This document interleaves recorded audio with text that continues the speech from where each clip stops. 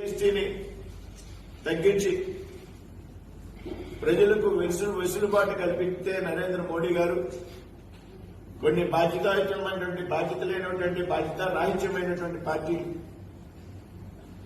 ఏదైతే కొన్ని రాష్ట్రాల్లో ప్రతిపక్ష పార్టీల అధికారంలో ఉన్నటువంటి రాష్ట్రాలు ప్రజలకు కలిగించినటువంటి ఏదైతే మినహాయింపులు ఉన్నాయో వాటిని గ్రహించకుండా అప్పుడే విమర్శలు మొదలెట్టడం వారి యొక్క దిగజాడుతనానికి నిదర్శనంగా మేమైతే భావిస్తూ ఉన్నాం. ఆదాయం తగ్గిపోతుంది రాష్ట్రాలకి.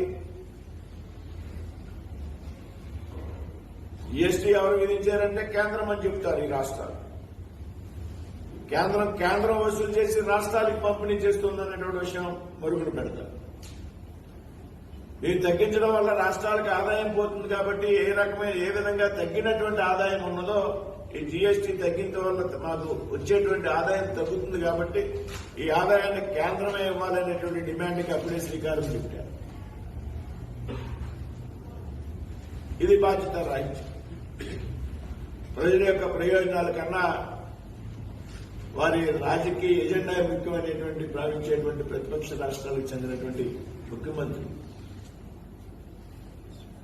ఏదేమైనా కేంద్రం తీసుకున్నటువంటి సాహసోపేతమైనటువంటి నిర్ణయాన్ని మనంతా కూడా స్వాగతించాలి.